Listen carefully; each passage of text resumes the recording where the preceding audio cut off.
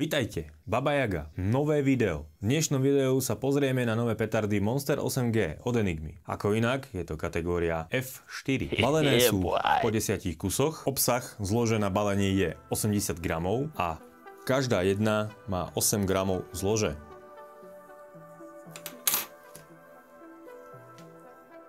Petardy sú dobre vyrobené, majú plastovú zátku a kvalitnú 2 mm hrubú zápalnicu, ktorá je dostatočne dlhá.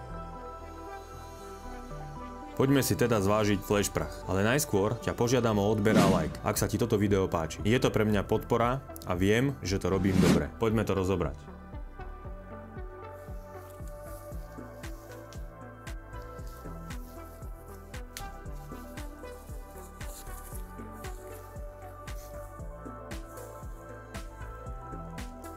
Tieto plastové zátky sú celkom dosť mäkké. Idú celkom fajn von. No, máme otvorený. Zapnem si váhu.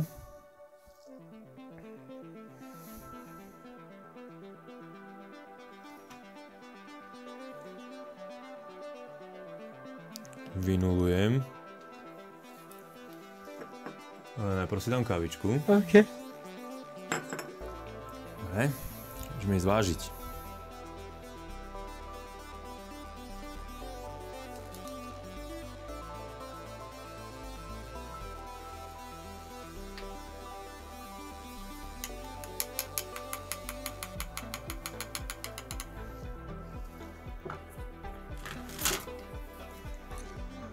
Samotného flashprachu tam máme skoro 8 gramov, 7,8.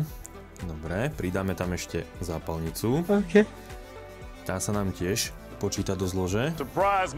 No a máme tam 8, skoro 8,1 gramu.